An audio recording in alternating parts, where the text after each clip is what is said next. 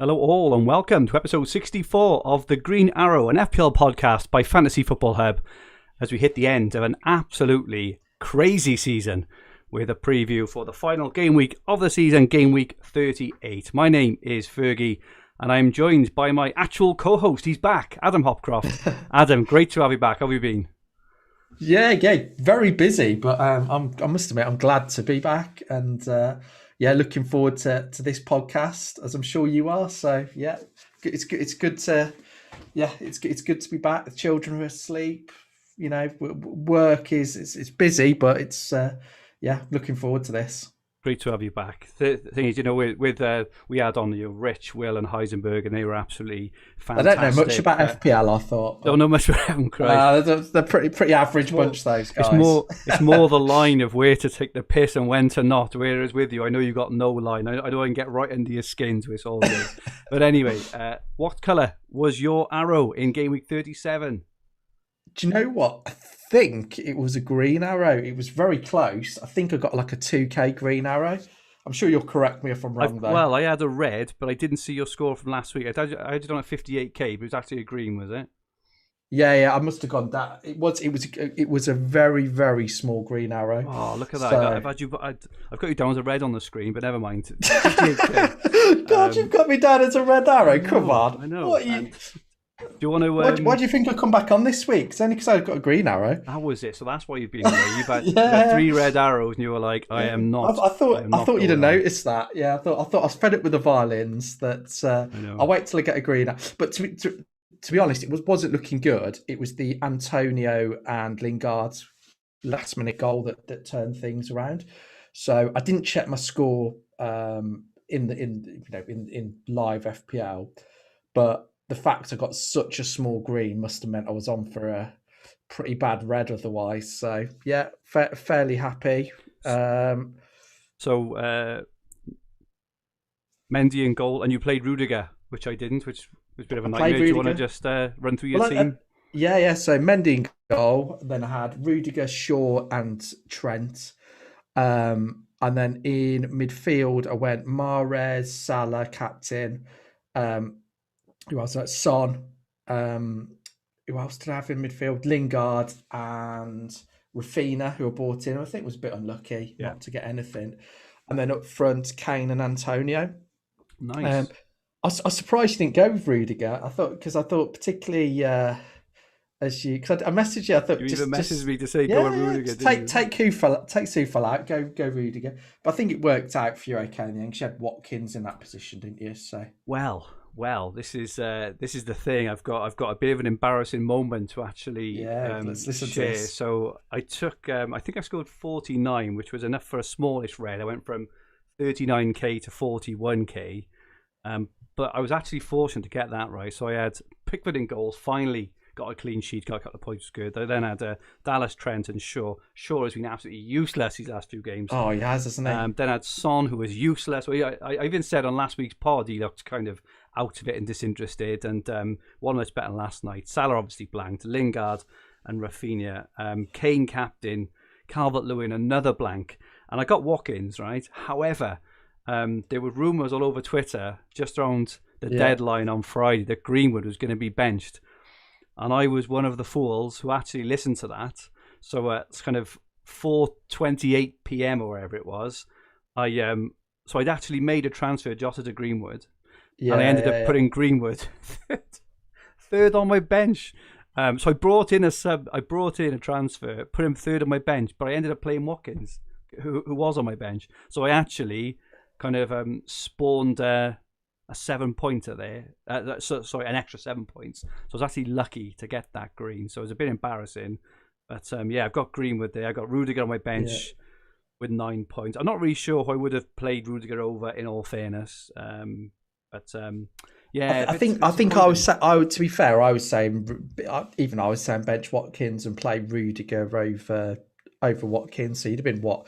I don't even think you'd been maybe 1 point down. They're the same points, didn't they? It's the same 9 and 9, so it didn't really matter. So that was fine. But I'm gonna crack the violin out for me. I say the violin. I deserve a crack across the head with the actual with the bow for my Greenwood on the bench just because some prat on Twitter said they were in the know. So I'm going to play myself. And Aman24 earlier in the chat said, can he have one as well? So Aman, I'm going to give you one because you dropped out of 50k. So is what you did as well. I'm a bit disappointed that I'd have expected you to come on and say, do you know what? I had a feeling that Greenwood was going to blank versus Fulham. I know. I need home to Fulham, like Fulham defensively. They'll go there. They'll shut up shop. That's what I'd have thought you'd have said. And I can see, the might of Watkins and Grealish's return destroying the Spurs. So I win. I wish I had that foresight. I was a complete prat and I followed the fake in the know. But as Guy Parfitt in the chat says, just claim genius, Fergie. I'll do that. I would have done. I'm sure I'll get away with it. I'm not even going to pretend I would have claimed genius, even if not. I think on the team news, because I've not been on Twitter as much, but I did see the leak as well, and I think I'd have probably done the same thing as you if I'd have brought him in, because it did seem quite a reliable source based on previous news that had come through. So I think if I'd have had a poor bench, I would have probably played him, but I actually had Watkins and Rudiger and Soufal all on the bench kind of waiting there, and I had benching decisions to kind of make anyway. So anyway, it looked all right. Jim says he's just joined. Heisenberg looks in a bad way tonight. That's a bit harsh, Jim. Flipping heck. I get them all, don't I? You do. So what we'll do in a couple of weeks, we will do a lessons learned video probably in a couple of weeks, and kind of review our seasons. But just quickly, Adam, have you got, how do you think your season has gone generally? Are you kind of pleased where you are? Were there any kind of obvious glaring mistakes at all? Or I think for me it's been a really bad season, and I think I've done the best I can to make it okay, because it was looking really bad, probably about 10 game weeks ago. I think there's a lot of mistakes that I made, and some of them were things that I'd thought of before the start of the season. I think the biggest one for me was getting obsessed with the double game weeks. And I remember there was this big thing about saving your wild card for game week 16, and I think that couldn't have gone any worse.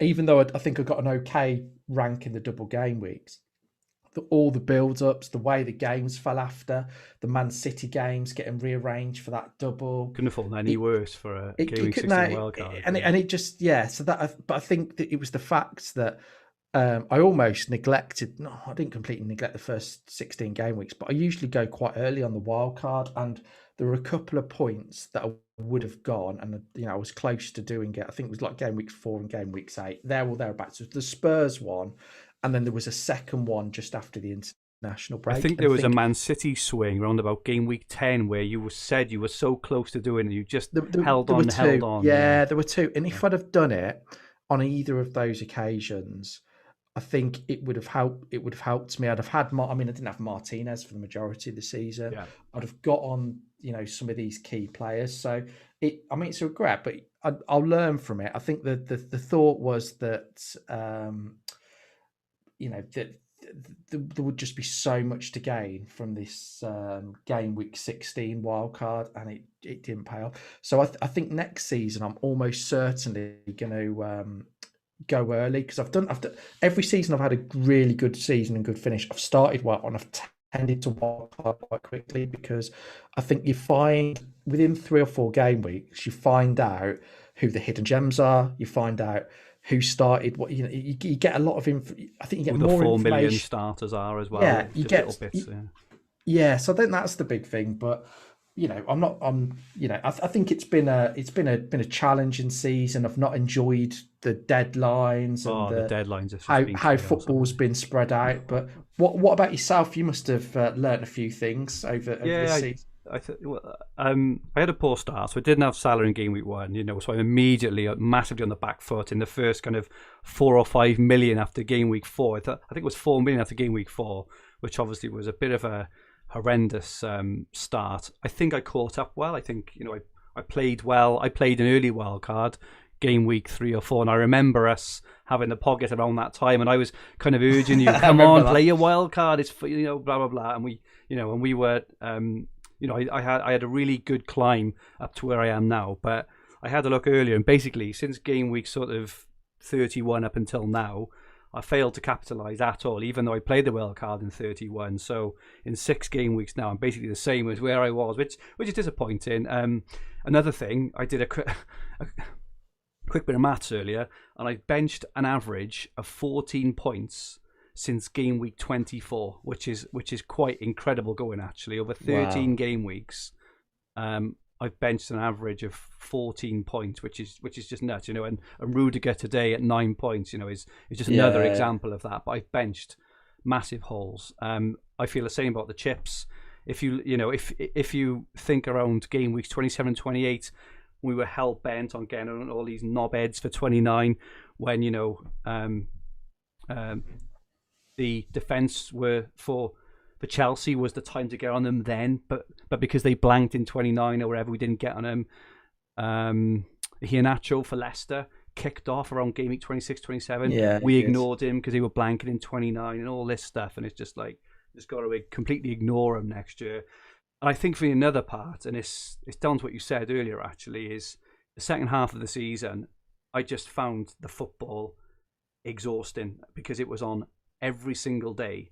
And I ended up probably missing out on watching a bit of a variety of football. I just tend to watch the teams where I kind of add FPL action in. So I didn't watch much of maybe teams like Leicester and teams like Newcastle and teams like West Ham, who have all had really good gems come through that I might have caught if I'd have watched the game. So I'm just looking forward to getting back to a bit of normality. That's none of those are kind of excuses, obviously, but I do feel there may be some reasons on what I can I kind of learn on a bit for next year. But I think they're all really, really good points.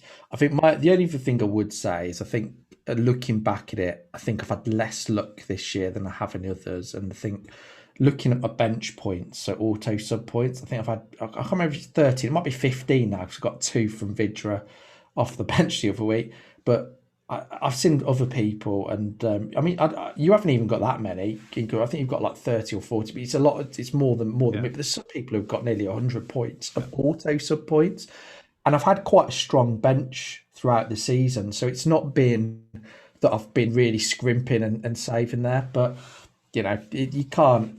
We'll learn from this season and make the same mistakes next season. Well, we'll see.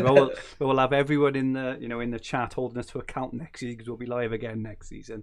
Exactly. Just to catch up a bit in the chat, Michael Svedin says too much focus and build up on using chips failed me. Absolutely.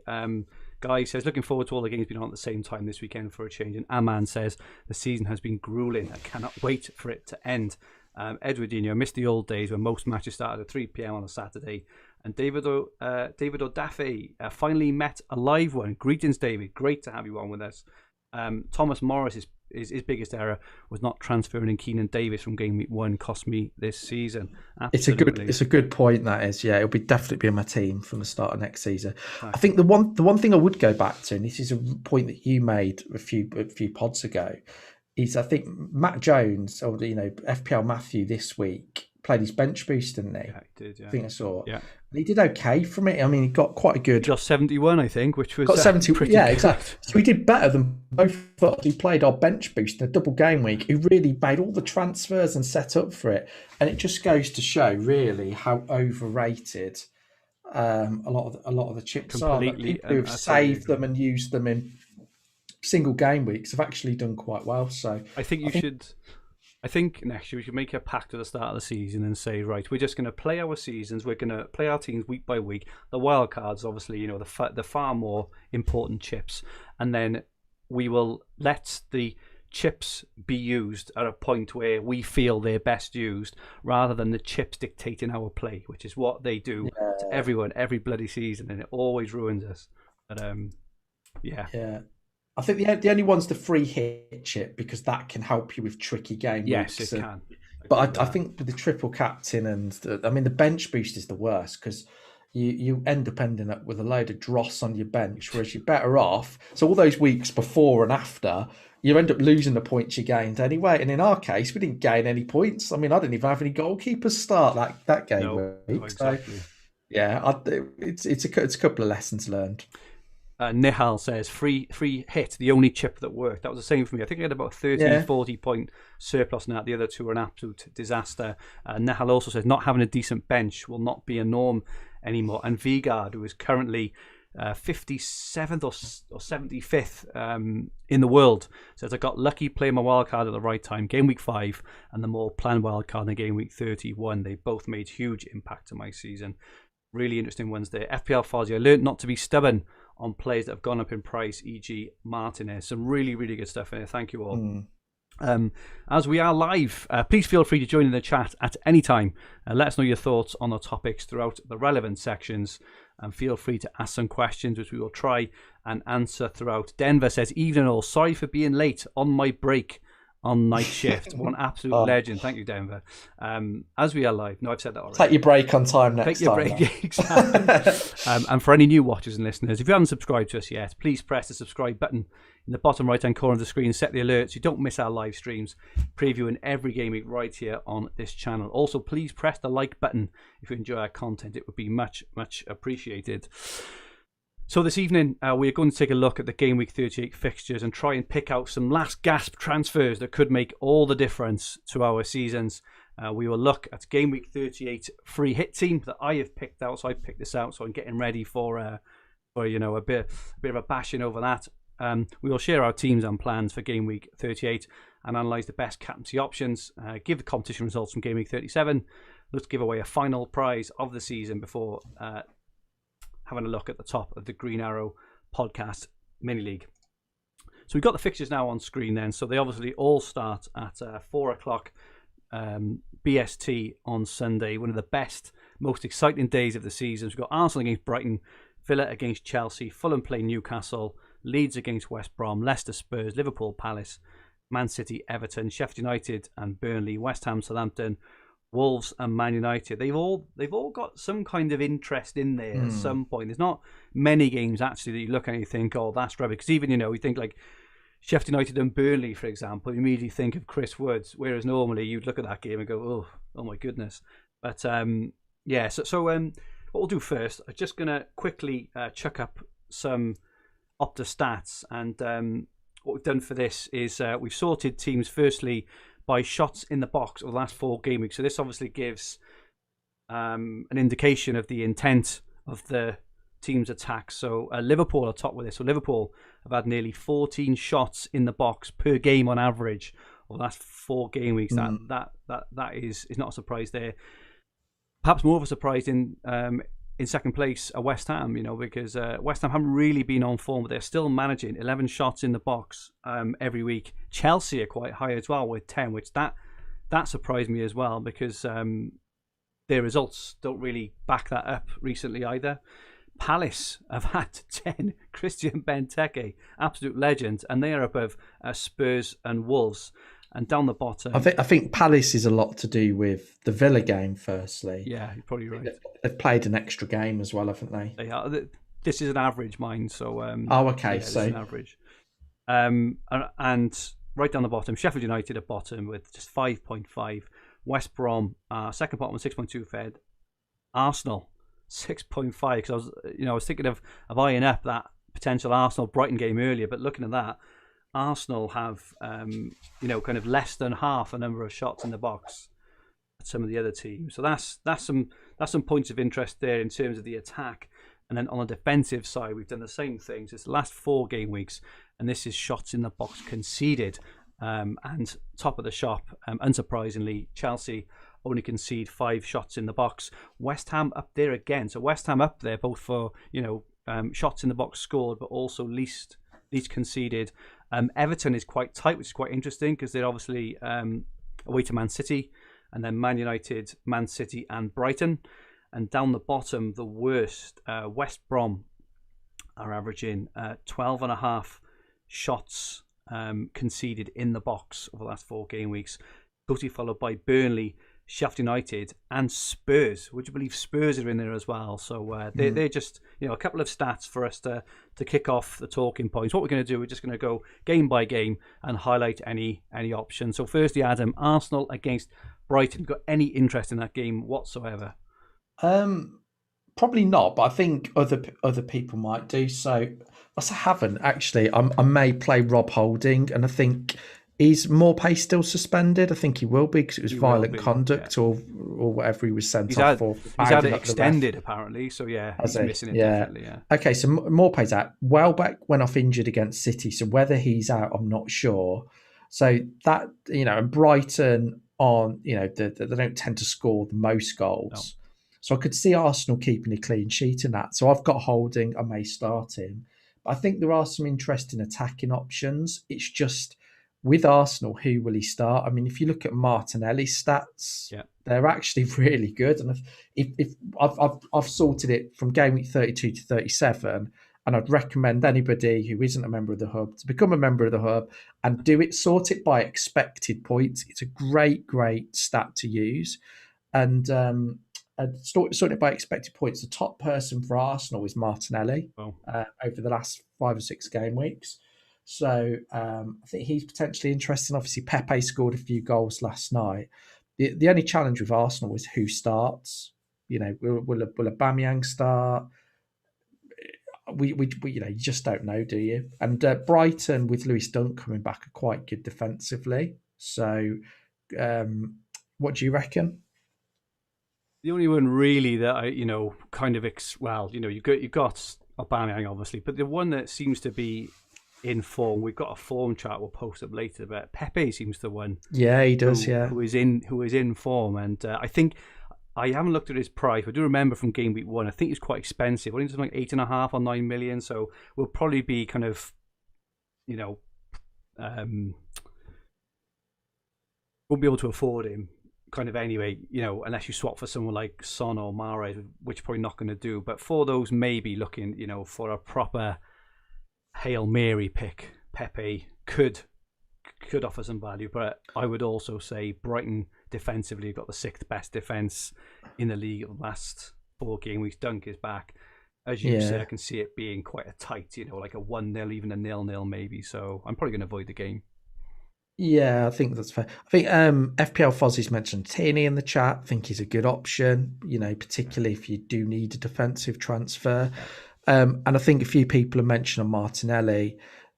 I've seen this before. Does Arteta really fancy him? Because I know a lot of Arsenal fans have wanted to see a lot more of him a lot sooner. So, you do get managers that have their favourites. So it's a tough game to predict. And I think it will be fairly tight because both teams recently defensively have been fairly resolute. So Arsenal won their last 4 as well, which really surprised me. So they're going for a 5th win on the bounce, So they've had a few clean sheets in there as well, haven't they? Away at Chelsea, Newcastle, etc. So now should we go to the big one? Yeah, just quickly, just on Pepe. So Thomas just confirmed he's 7.6 now. He's not as bad as we thought. He's probably dropped a lot. And Gavinho says, would Pepe ever be on pens? He has taken some penalties this season. He definitely has. I think he's taken a couple in the Europa League maybe. But, he could be an interesting shout if you're looking for a real left field kind of, under 1% owned sort of pick. But as you say, onto the big one, Villa and Chelsea, and you fancy the Villains to do a bit of an upset this weekend. I don't know if we'll win. I don't think we'll necessarily win, but I think it's obviously the first home game that that fans have been back. There'll be 10,000 Villa fans. There'll be a lot of noise. I think all of the players will be up for it. Players like Ollie Watkins haven't played in front of the fans before. Same with Martinez. Of course, yeah. Villa will want to put on a show. And I think if they set up with Konza at right back like they did against Spurs, they look so solid. And I thought, other than the mistake that led to the goal, Grealish, I thought he actually played quite well against Spurs. He was lacking obviously a little bit because he's been out for a while. But I think Villa will make it tough for Chelsea. And I think, Chelsea obviously need to win the game, but I can see Villa scoring and I can see Villa giving them a really good game. Chelsea have got a lot of quality, and particularly defensively, and I think Burners looked quite bright of late. But I don't see it as a game to target for Chelsea attacking assets like a few people for two reasons. Number one, who starts? Because people have mentioned Havertz, Pulisic, etc. There's a chance that one of them won't start. Yeah. So you're gambling on that. And I think Werner's an option, but for me, Flatters to deceive quite a lot. He's offside quite a lot. So yeah, I think it'll be a tight game. I think Chelsea defensively are very, very good, but I just fancy Villa to give them a good. Someone's mentioned about the young lad off the bench for Villa, which is, and I'm going to mention him because I think I might have done before, but Carney Chukwuemeka is absolutely brilliant. And did he play against Liverpool in the FA Cup? No, he didn't. He wasn't. The reason he didn't is because he's that good. He's been training with the first team, so he was in the first team bubble. So he's only 17. He's wanted by a lot of the top clubs, and I think Dortmund have been potentially in for him as well at the moment. But he's absolutely brilliant, and Villa's youth team have made it to the FA Cup youth final against Liverpool on Monday, which is at Villa Park as well. And so he won't be involved against Chelsea. I'll be very surprised because he'll be saved. I think Villa are desperate to win the Youth Cup. But I'm not saying Chelsea won't win, but I don't think it's an easy game for Chelsea because Villa will be so up for it, and they've got their best player back who makes a huge difference. So I think the player, if I was going to go for one player from Chelsea and I was on a free hit, I'd go for Ben Chilwell, I think. Right, okay. Because I think he's looked very, very lively from an attacking point of view. And looking in the FA Cup, I think he got an assist. He nearly scored before he scored, didn't he? Yeah, and he had a good chance versus Leicester the other day. So I think Chilwell would be the way I'd go because I don't see Chelsea steamrolling Villa and scoring. And even if they do score, who scores? It's a bit of a lottery for Chelsea. Yeah, I'm trying to get excited. I think it'll be something like 1-1 or something like that, or maybe with Chelsea, they may, because they're going to want it more because they're desperate. They may just sneak it, but I can't see it, being a very high scoring game. I did see an interesting stat earlier. It's just been confirmed in the chat as well of Josh Longworth that I'm sure I saw earlier that Werner has actually scored 26 goals this season in all competitions, but he's had, I think it's 14 ruled out for a mixture of offside, VAR, and all this sort of stuff. So he's definitely there or thereabouts. And Josh has just said he just confirmed it in the chat. He's had 12 goals VAR'd out, which is absolutely incredible. We just had a question around El Ghazi. Sorry, it's off David. If you had El Ghazi, would you start or swap for Rafinha? Good question. I think El Ghazi, it's possible that El Ghazi doesn't play the weekend because he could put Grealish out on the left and go a little bit more solid in the centre. So maybe have play both Louise and Nakamba and McGinn in front. I think that's possible. It's tough because it depends if it involves a hit. If it's a free transfer I would definitely make the move because I fancy Leeds this weekend. But I'm not convinced he'll start. I think Grealish might play on the left. Yeah, I'd go for the swap. It'd be nothing worse than not doing it. Rafinha has got the plummest of plum fixtures this weekend. In front of their fans for the first time against the worst defensive team. At the moment, he's playing well. He was unlucky on the weekend. I would just go for it personally. Next game then, not the most exciting one, Fulham and Newcastle. So last week we mentioned Willock and St. Maximin. Willock, I think he got an 11-pointer in the end. Absolutely incredible stuff. I think my advice would be if you've got a Newcastle player, play them. But I'd probably use your transfer elsewhere, rather than bring one in now, because there's a lot of upside play which we'll talk about. Should we just skip this game? Yeah, if you got Willock, well done. Yeah. If not, play him. If not, leave him. Agree. Yeah, exactly. Willock's a good option. He's in all of the stats. I think Fulham away is tough. With defensively they're okay, but if you've got Willock, what a very, very good option. And I think he could even be a good. If you need money, he could be a very good value option to bring in this week.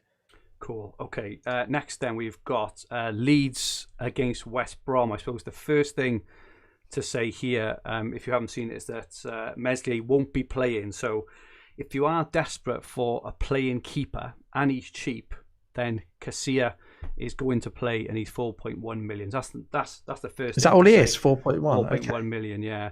And the other things there, I would advise a triple up on Leeds here. Adam, who do you fancy from the Leeds team? So yeah, I agree. I think there's a couple of reasons I really like this game. I think West Brom, Sam Allardyce has laid his cards on the table. So from a motivation point, he's not going to care. I think West Brom, whether they'll be as focused, I'm not so sure. But then looking at the big thing for Leeds is the fans are back. This is the first match. There'll be a big feel-good factor. Absolutely. In the stadium. They will want to finish the season on a high. I think the intensity will go up a notch. And I think out of all of the games, including Liverpool, this is the one to target, where I think there will be the biggest, I don't want to say thrashing. Well, I'll say it, thrashing. Who gets the points is tough. So I actually think this is one of the cases where you could look at there's probably 5 or 6 players. Agree. There'll be the standard Dallas, Rafinha and Bamford. Yeah. But outside of that, so I think they're going to get mentioned quite a bit. I've got Luke Ayling. I think Leeds, because West Brom will set up probably with 1 up front, I think that means Leeds will go to 4 at the back rather than 3. So I'm actually quite happy to have Ayling. I think Ayling's a good little differential. No one's going to bring him in. Massively underperformed his XGI. So, yeah, I'm quite happy with him. And he's just due a return. He's just like... He's been unlucky this season, hasn't he? He's been so close so many times.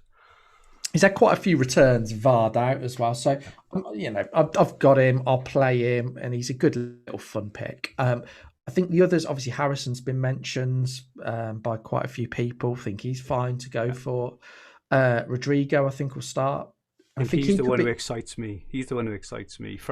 He's like under 1% owned. I agree. And I would love to do a double up with Bamford and Rodrigo up front. I think it would be really good. Well, I think he's the one. How much is he? About 5 points. He must be 5.8. Is he a little bit less than that? Somebody will put in the chat, no doubt. But I think he's the one. Like, if you haven't quite got the budget to stretch to an Iheanacho or Bamford, he's worth just gambling on, because he's got a lot of quality. I think he did quite well in the reverse fixture from what I remember. Obviously, in fact, Leeds did very well in the reverse fixture.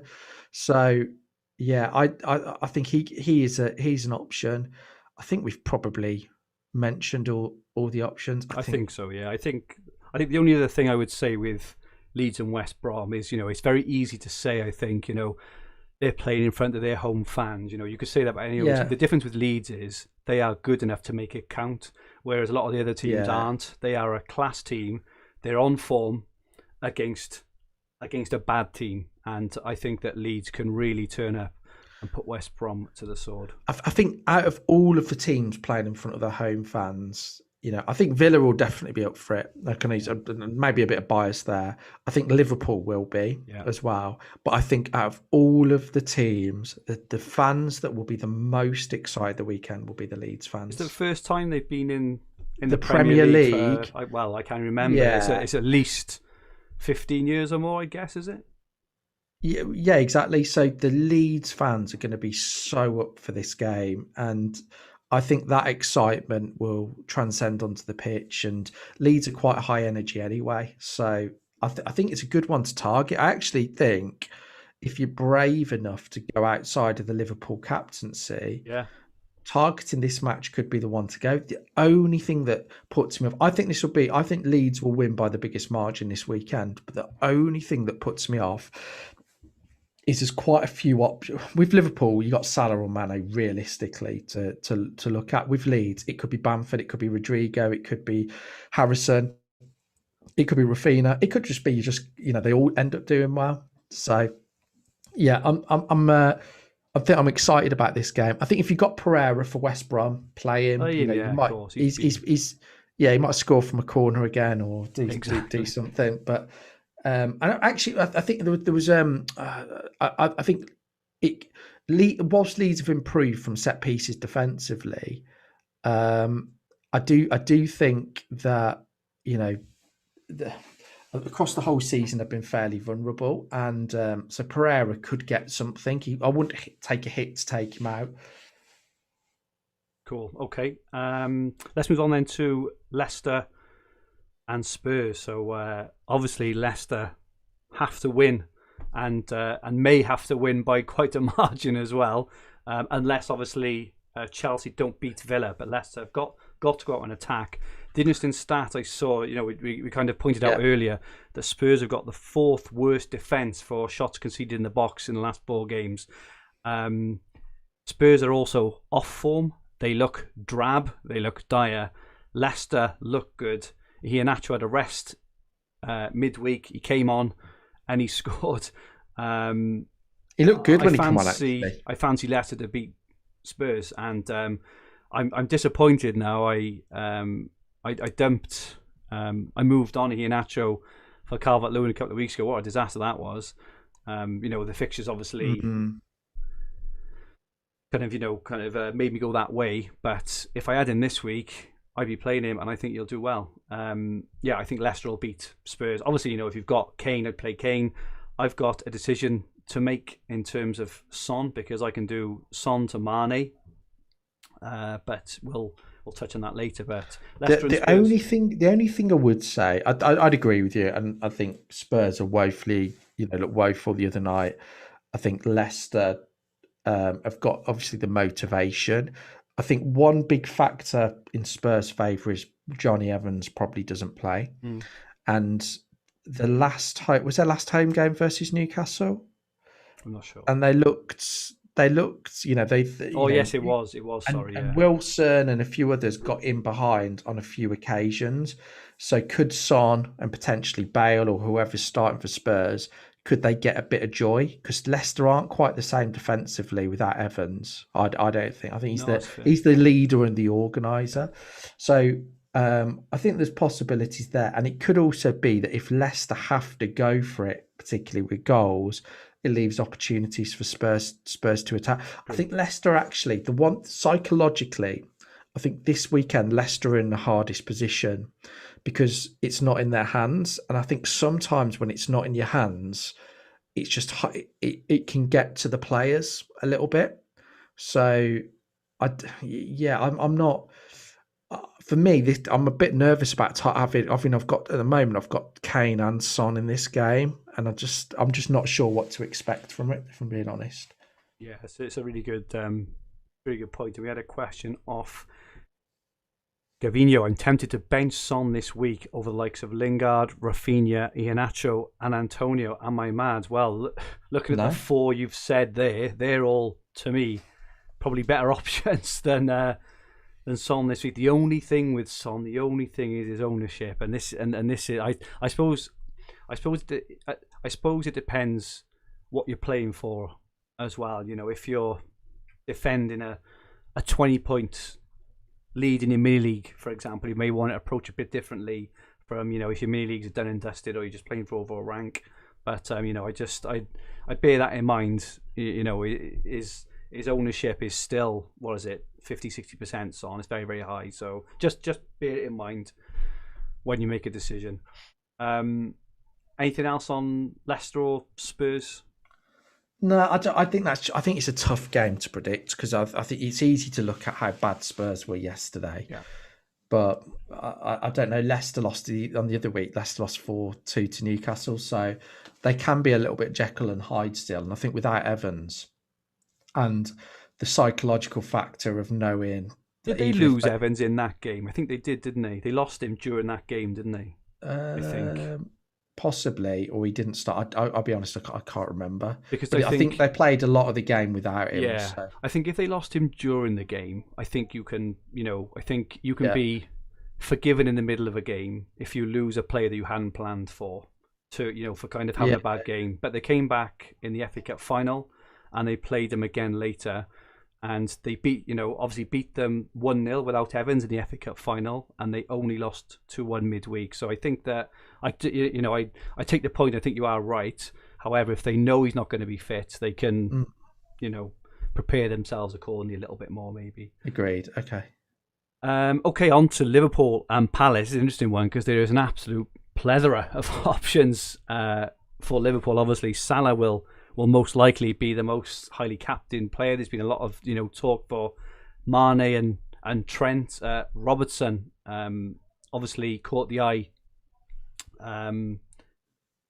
midweek with 2 assists. And I don't know if you noticed it, but after he got the second assist, Trent ran over and they gave each other a bit of a wink, and they would, apparently after the game they were joking back and forth about assists and stuff. I noticed that Trent, because obviously if you think against West Brom, Trent took the corner from that side, which Alisson headed in, but Robertson was taking them all, which I found a bit odd. So maybe they've got this little bit of a banter going where they who can get the most assists or whatever else, and they take it in turns on set pieces. But they're on 7 each now, so Robertson for me is probably a lot more of an option than I think he was a couple of weeks ago, personally, because he took a lot of set pieces in that last game. And the other one or two, if you had Phillips, superb, right? Absolutely brilliant. Mane, we've kind of mentioned. Firmino up top, mentioned him again last week. It's not a thing of, force him into your team, but if you've got that kind of, a Firmino-sized gap in your team and you're thinking of how to fill it, he could be a really good option. I'm sure I saw. I think he's got a really good record. Well, I think all of them are. I think Mane's got like 7-7 against Palace. Salah's got 5-4. But yeah. Yeah. The only thing that puts me off Firmino is, number one, I'm 0.1 million out of doing Vidra to Firmino, so that puts me off him a little bit.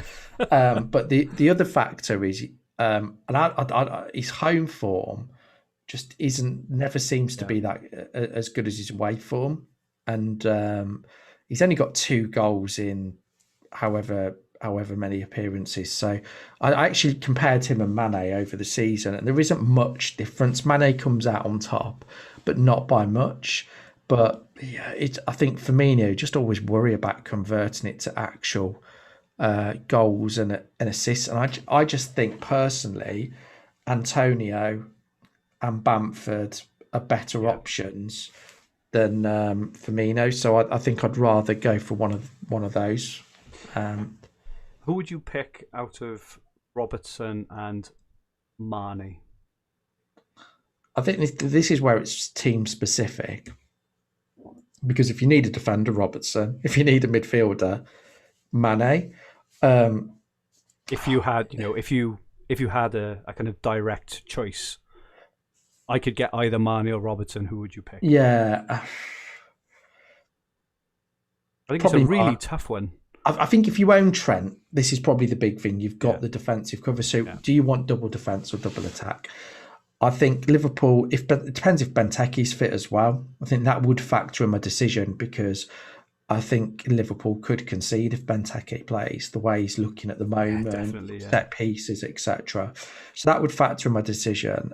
They've lost Eze, which is a big factor, because he was a real driving force for that attack as well. Yeah, I think I think Mane I would go for. And I'd be tempted to captain him as well. I was just going to ask you about the captaincy, because Mauro in the chat had just said the golden rule is never to captain defender. Is this the week the exception with Trent? Do you think that Trent could be a good option? I just can't get away from Salah personally, but I just don't think the ceiling's high enough for Trent. And no, I mean, it could happen, of course, but would I captain him? No, I've captained a defender for the first time this season, and it's just not fun, It's not is it? fun, I mean, no. the problem with it is when you're watching the game, Liverpool as well tend to play a quite high line. Liverpool are quite easy to get in behind.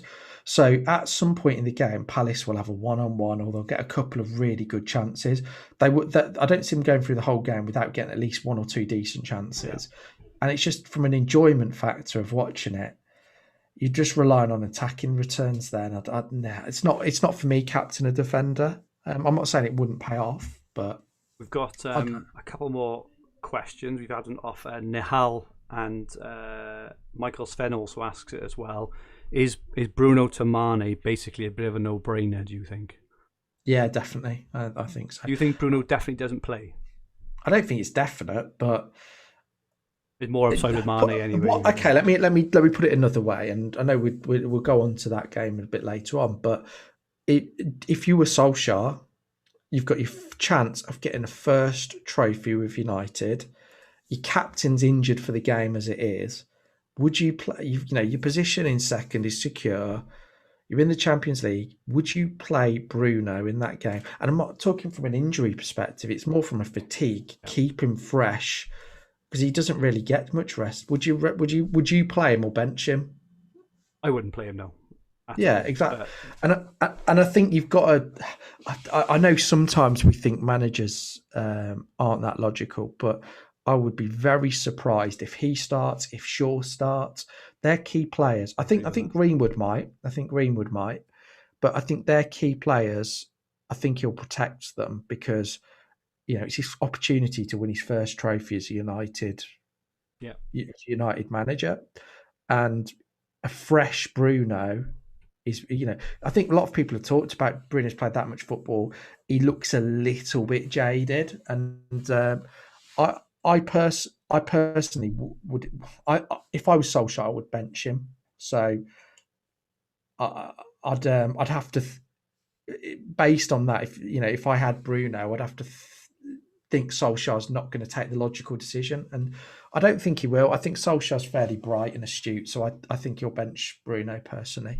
Cool. Okay. On to Man City versus Everton then. So at the moment, Man City are only 7th best for shots in the box of the last 4 game weeks. However, Everton do have the 3rd best defence in terms of conceding shots in the box. So this would, this would probably lend itself to, you'd expect Man City, I would guess, to have an element of rotation, but it probably points to not a maul-in, maybe a 2-0 or something to Man City. I would personally guess. The question is who to go for.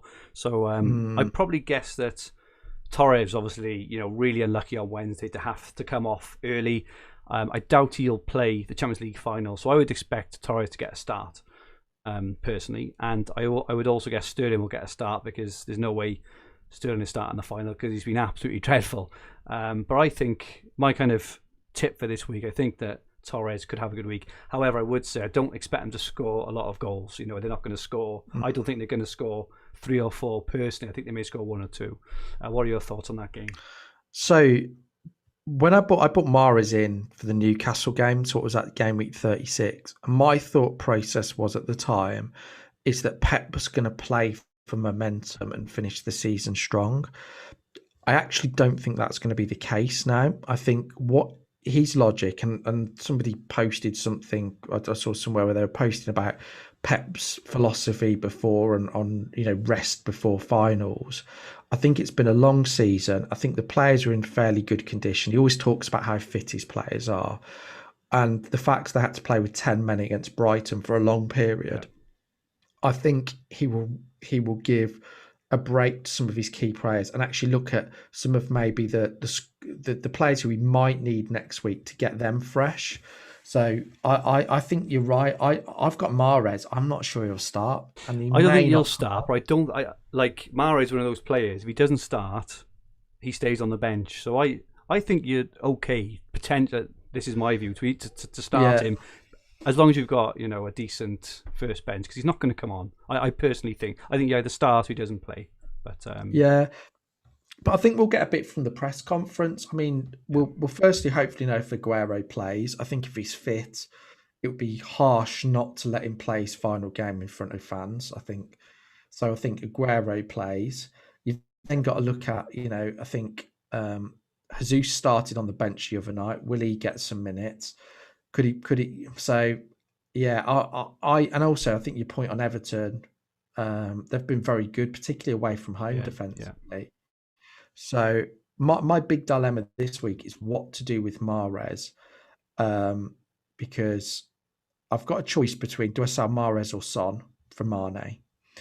And then I've also got to start thinking about, is a -4 worth it to maybe bring in someone like Bamford as an extra starter? Bear in mind what I said about Leeds, because I think there is a danger that Mahrez does come on for a one pointer, because I think with Mahrez and Foden, I think you might want to keep them fresh and give them some minutes, but I don't think they'll get, so they might get 20 or 30 minutes towards the end just to keep them ticking over. I think that's possible. I think if you think that, that Son and Mane are going to play near exactly. enough 90. I don't even think, and having Bamford for a -4.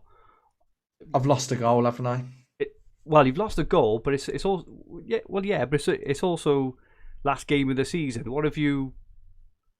I don't know. I just think if you want to do it, I personally think if you want to do it, do it.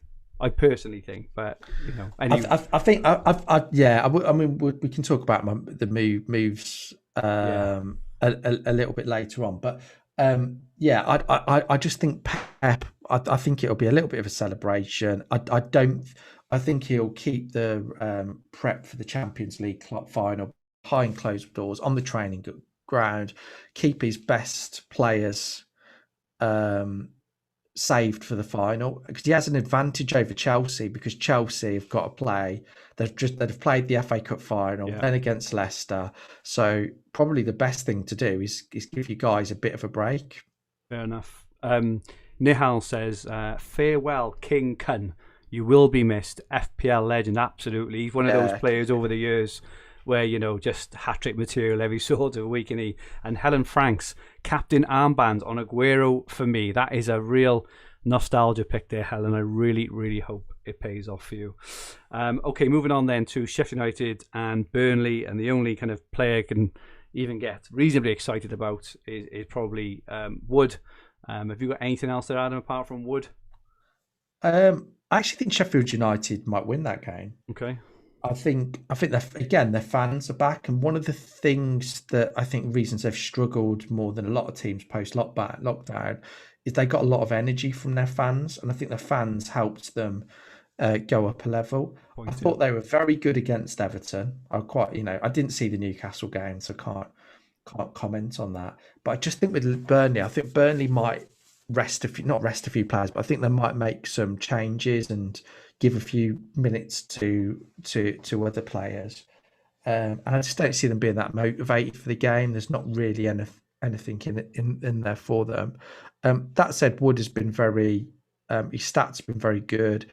He's always looked threatening, but I'm going to tip a Sheffield United victory. I'd be tempted, if you need a goalkeeper, I think Ramsdale could be an option. Oh. I think he's done fairly well recently. Actually, he's done okay. So it's been awesome. Part of the league, relegated, worst team, like one of the worst teams in Premier League's history. He's been fantastic. I think got a nice 10 or 11 pointer away at Everton. But yeah, I don't know. I think Sheffield United might. Well, it's not really an upset, I don't think. But yeah, I think if you've got Woods, fine, play him. But if you got Wood, doesn't get old, that one, we've got all the children in the chat. So you've got Thomas Morris, Arise Sir Wood, Phil Wright, can't beat a bit of Wood, and Jake T, always good to get Wood. I haven't had Wood for a long time, either in FPL or in real life. But anyway, let's get off. I think the Steel of Sheffield defeats the Wood, personally. Okay. Right then, so let's go off that game. It's not the most exciting one. No. West Ham against Southampton. What's your take on that game? On win? Yeah, I think it will be, and I think again the fans will want to celebrate a really good season for West Ham. I think Ben Rama could be an interesting one. What I've found actually, and I've not checked any stats around this, but I think Lingard's less effective when Benrahma's on the pitch. I think as soon as when Benrahma goes off, I'm pretty sure the assist he got last night, Benrahma wasn't on the pitch, but I think Benrahma tends. My theory on Lingard is he thrives when he's the main man, and I think there's a bit of threat from Benrahma personally. I've got him on my list as a potential punt because he's been playing really well recently. Yeah, he has. But I think he diminishes Lingard's potential a little bit. So I hope, and Lingard actually links quite well with Bowen. So I hope that David Moyes is listening to this and thinks, do you know what? I want to give Jesse Lingard a great send off. I'm going to bench Benrahma. That's what I'm hoping he's saying. Just in terms of some stats as well. So West Ham have had the second most shots in the box the last 4 game weeks, with Southampton having the worst defence for that as well. So it does all point to if you've got Antonio, even though he blanked in game week 36, obviously got his goal last night. Hold on to him. He could even be a captain option, but yeah, I agree. I wouldn't disagree with that. And Benrahma, I just kind of wrote down as someone who's been playing well again. If you're after some kind of really low-owned punt to help you overtake a 10-point lead or something, these are the kind of players maybe have a look at. Finally, then we come to Wolves against Man United. Very, very tough one to call. I think Wolves will score. Personally, I think I'd say that first, no matter who's playing. I think that Wolves will score. Expect United to put out, a rested team. I would be very surprised, as you said, if Shaw plays. Maybe Lindelof might get a rest because he's been playing a lot recently. Wan-Bissaka has been playing a hell of a lot recently. Bruno, obviously, Rashford didn't start in midweek, so I do wonder whether he gets a bit of a run out. Cavani will not start. We know that. Bruno, we're not sure about.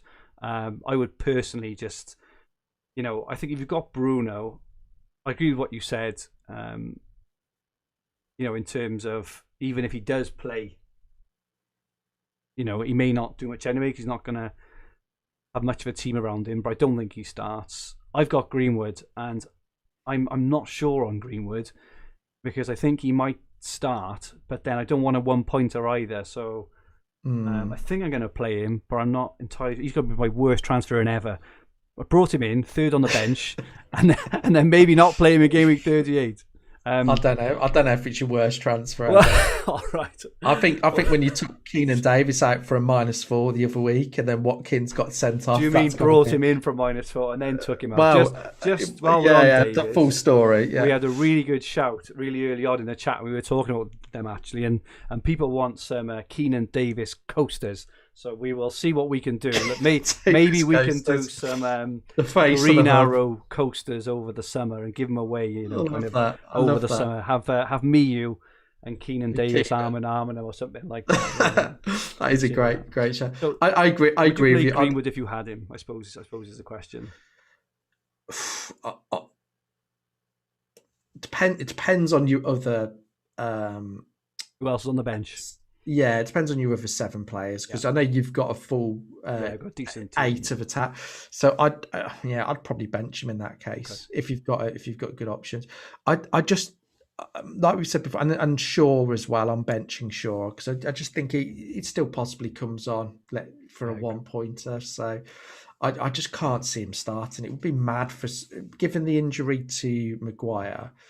It would be mad for him to start any players that that he relies on in the final. So, and let's be honest, even if they do play, they've been dreadful at the back anyway without Maguire there. I think they've been exactly regardless. So I think that's a good shout. Anything else on Wolves or Man United? Not really. I think Wolves have been underwhelming. I think if I'm being honest, out of all the matches this weekend, that's probably the one that I think least excites me. I'm even more excited about Sheffield United Burnley than that one. Exactly. Okay. So let's move on a little bit now then. So we've got a slide now, and this is showing form. So this is players for the last 4 game weeks sorted by average points scored in that time. This is not expected points. This is actual FPL points. Top of the shop, Pepe. Over the last 4 games, we started 3 of the 4, and he's averaging 8.3 points per game over that period. I actually think he's a decent option. I really do think he could do okay. Ferran Torres in second, who I think is a spanking option this weekend. I would definitely, if you're looking for a potential real upside player, I think that Torres is it. Willock is third. Absolutely superb form. He's averaging 8 points. Bale at home. No way, aren't they, Spurs? Away. Averaging 7.75 points per game over his last 4. He didn't start midweek, so he should start on the weekend. Did you come into your reckoning at all? Who's that? Bale. No, okay. No, not at all. And then we've got Aurier, Smith Rowe. Trent is in there at 7. He's really unfortunate with his injury. Wilson was another one for Newcastle. I was really excited about, but obviously he got injured. And then we've got Alisson, Firmino, and Aubameyang. I think we've answered most of those, but it's just worth pointing out the players who are on form there. The ones interested in me, Torres probably my number 1, and Pepe in there. Have you got any interest in any of those players, really? Not really. I think looking at that list, I don't think any of them really excite me other than Trent, who I own. Yeah. I mean, I think as a 1 game week punt, the one that I would be tempted to go for is Torres, but you just don't know if he's going to start. There's no guarantee even that he starts. I think he will. He got brought off after, 40 minutes on Wednesday after scoring a hat-trick the previous game. I personally think he will. I think he's worth the risk. I don't think it's... Yeah, I'm not sure personally. Okay. I'm not sure. I'm not sure just because I think there'll be other players that I would go for ahead of him. Fair enough. Okay, we just had a quick question off Dixie Norman's. Lads, I'm chasing a 35-point lead in my mini-league. I'm going Rodrigo captain. He's been amazing since he came back. I love that move. Yeah. I think it's brilliant. I just think... I like that. Why not? Let Rodrigo. Let's go out with a bit of excitement rather than captain Salah and you end up, losing by 30 points. Just go for it. I completely agree. I love the confidence as well. Chasing 35-point lead. He's not giving up. No, I love it. I can do that. I can do it. I think that's probably just about the edge of possible. I think much more. I just don't think it could happen. But 35 points. If you go ultra different, and I hope that comes in for you. Definitely. Well, I tipped last week, Adam. My tip was go Cavani in game week 37 and then move him on to Rodrigo in 38. And obviously Cavani came in this week. He shouldn't have though, should he really? So I'm not sure you can have that one. Well, he did. So, he was offside though, wasn't he? Everyone knows he was offside. Well, I don't think you can claim that one. That was cheap. I can't claim it. He scored the points in the game. You got it on a. You've got it on a. You could say that about. Well, you could say that about anything. If my auntie had bollocks, he'd be my uncle. It's just like he scored the points, and that was the end of it. I know, but it was purely down to VAR because that was another shocker. But it was a shocker. I'll tell you what, though, the finish from Cavani was incredible, and the assist from Bruno was quite smart as well. It almost looked like he didn't touch it. It was incredible.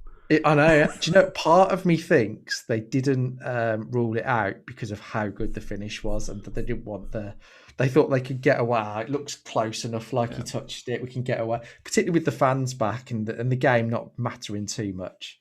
But yeah, it was some goal that was. Relic Returns quickly asks a mini question as well. Guys, I'm level on points at the top of my mini league going into the last day. Any tips? Squeaky bum time. My only tip would be don't have any regrets. Don't play too conservatively. Don't do anything stupid. Just pretend that you're not level on points with anyone and just play your normal game. And that way then, you'll probably make the right move. If you try and be too aggressive, you'll be gutted when you're a really good player you took out, goes and scores a goal. Or if you try and play too conservatively, then you'll be gutted then if you lose by a point or so. Just play your normal game.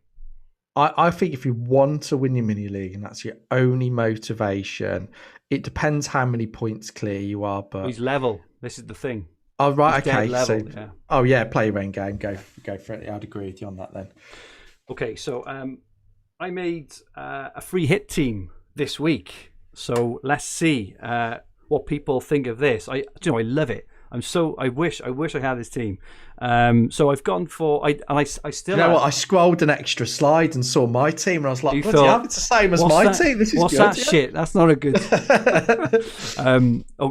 Okay, so I've gone for Ederson in goals with Forster. I think I only went for Ederson because I had so much budget left that I could basically pick who I wanted. So I thought he's fair. I've picked 15 players here. Ignore Forster as a keeper. But that's how many players you can pick. So all right, thank you. But you can pick any of these 14 players because normally you pick an 11, wouldn't you, and have a bench. But you can pick any of these players and they're all going to be equally as good. So I've gone for Ederson in goals. I've gone for Zinchenko.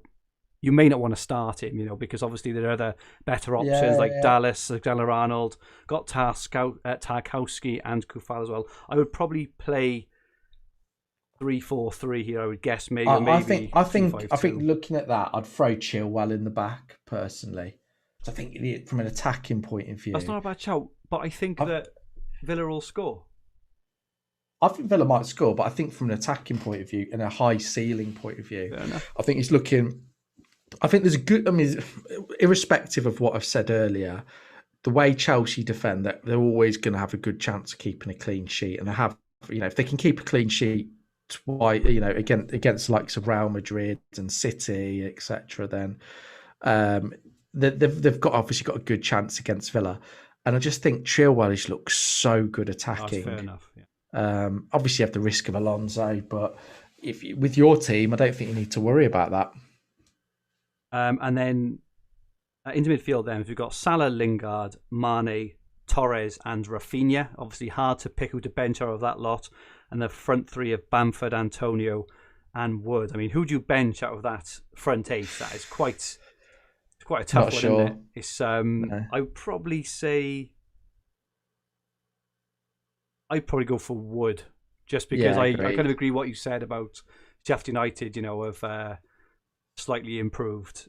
So I'd probably bench Wood out of that, but I pay 3-5-2, I think there. But yeah, I think I like that team. I think if you're looking for a decent few punts in there, I think that I think you could be all right there. And Guy says no Rodrigo. I didn't go for Rodrigo. I could have actually, but I personally think Rodrigo, Firmino, a good low-owned pick, and Robertson. I think they are three very good low-owned picks who I would be very, very tempted to go with if you're chasing. I think if you go in for a free hit this week and Aguero's fit, I think I'd find it hard not to include him. Yeah. The last time you ever choose Aguero in your team, the Aguero on Twitter with the multiple. Yeah, I think it's hard not to. I mean, obviously it depends if he is fit, and I'm sure Pep will tell us if he'll start or not. I think he'll be. So yeah, I do like that team though, and I think there's that midfield is. I've got I'll have 4 of the 5 of that midfield. So yeah, quite like that team. Cool. Okay, so let's move on to your team now then. Adam, do you want to read it out for our podcast listeners absolutely. And tell us your thoughts? Cool. So let's go through my team. So I've got Mendy in goal, who's got a tough trip to Villa Park. Will he keep a clean sheet? Not sure. At the back, I've got Trent, Rudiger and Shaw. I've then got Rafinha, Salah, Mahrez, Lingard and Son, and Kane and Antonio up front. Bench is Forster, Holding, Ayling and Vidra. A couple of points to mention. I think the defence, I don't think I'll start Shaw. So I think Ayling will almost certainly start for me. And I don't really want to start 2 defenders versus Villa. So I think I'll take Rudiger out for Holding, because I think Arsenal have been fairly good defensively. And Brighton, I think Luiz is out as well and he's not signing the contract. So I think Holding will start. So that's what I'm thinking defensively. I don't see any transfers in there that are worth it for me. I think I've got a good enough defence. So what I'm thinking at the moment is the the two players that I would like to bring in, and it's just looking at the options, are Mane and Firmino. Not Firmino, Bamford, sorry. I think the other one I've written down as well, which I did think about, was De Bruyne, because I think he will start this weekend. And, you effectively have De Bruyne as a complete differential. So I do think he's an option, but I think Mane, I think I probably prefer Mane for the security and the fact he's playing Palace than De Bruyne. So I think I will almost certainly do either Son or Mahrez to Mane. I then have a decision to make. So it comes down to, do I start Son or Mahrez, the other one? Do I take an extra hit and bring in Bamford for Vidra, so that and then bench either Son or Mahrez, which I could do, or do I, or do I gamble on starting Mahrez? But I think I'd have my first sub, because I'm not even sure Vidra plays. I think Burnley will make changes. Do I have Rudiger as my first sub? He's an okay first sub. So I don't know. There's a few different options. I think the only problem with taking a -4 for Bamford is I'm losing, assuming I get at least 2 points from Rudiger off the bench, I'm losing that first goal. If that makes sense. So he has to score. Because he'd get bonus, wouldn't he, as well? And he's good on bonus. Yeah, okay. Yeah, potentially. If you think that Bamford, do you think that Bamford is going to get any kind of attack in return on Sunday? Because I do. Yes, I do. But do I think that? I do. I think Leeds are going to win comfortably, and I think Bamford might score. Do I think he'll score 2 or 3? I think that's always hard to predict. He's pretty good on assists as well, isn't he? Could get a goal and assist, which it was at a 12 point in midweek. I just think, Adam, if you want my advice, whether you do or not, whether you take it or not, I don't want it. Let's say not interested. You go and listen. You're going to tell me to bring Davis in. You'll go and listen to Black Box instead to get your advice. No, I just think it's game week 38. You really want Bamford. Just do it. What is the worst that can happen? Are you on the cusp of any mini leagues, or you're going to lose something by 2 points or whatever?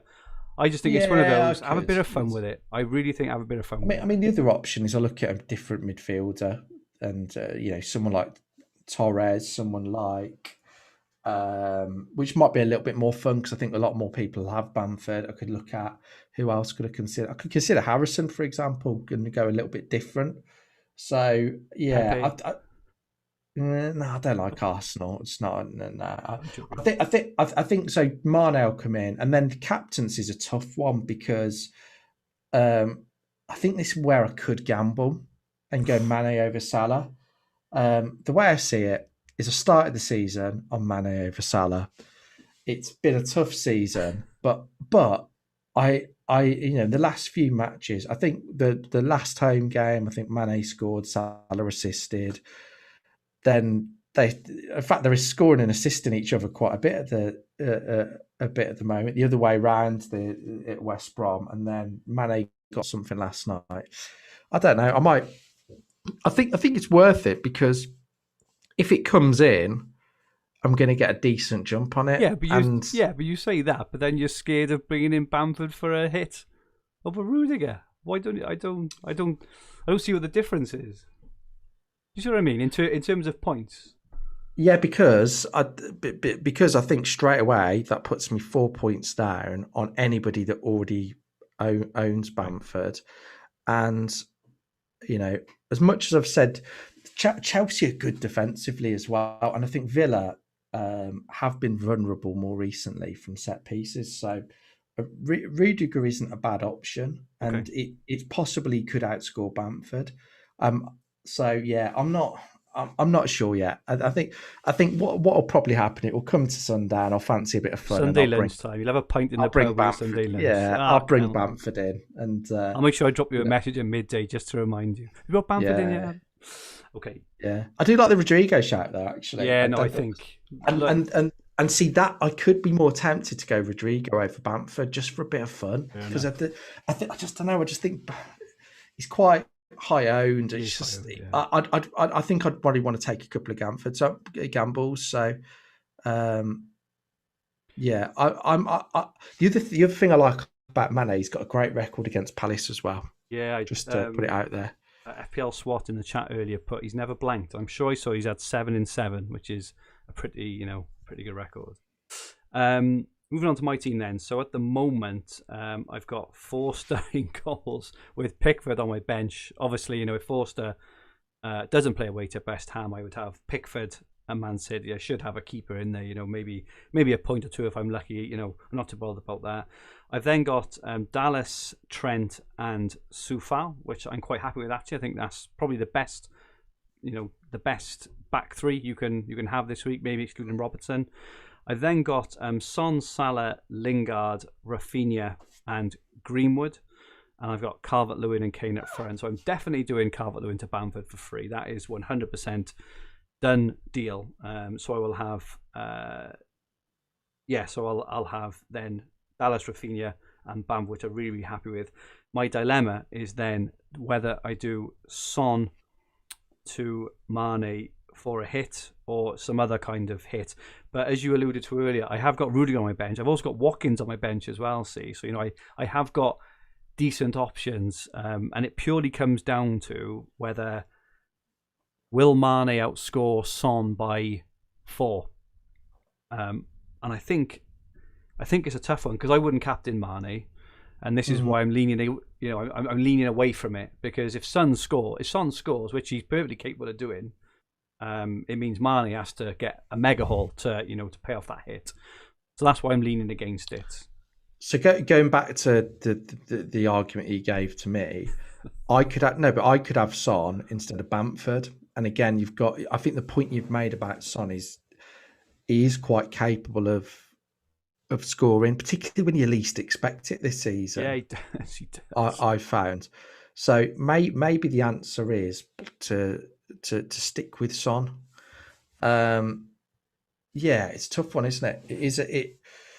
I think that the only thing I'd say, and if you're after small gains in overall rank, which I'm sure some people are, particularly if you're chasing a personal best, some of the deciding criteria is number of transfers you've made. So again, by not making the extra transfer this week, you could end up pushing yourself up a few places.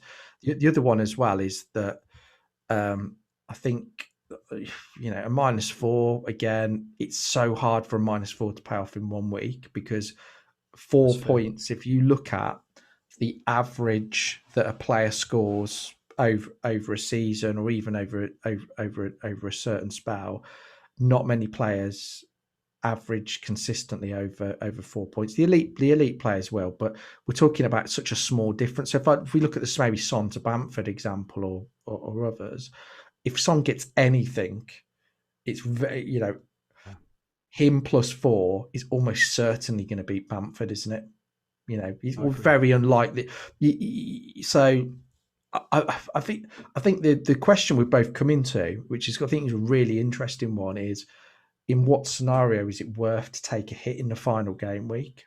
Because if it wasn't the final game week, I don't think either of us would be contemplating, with the teams that we've got, we wouldn't be contemplating in taking hits. I suppose it depends on the fixtures long term, but we'd be happy playing Son away at Leicester, wouldn't we? We would.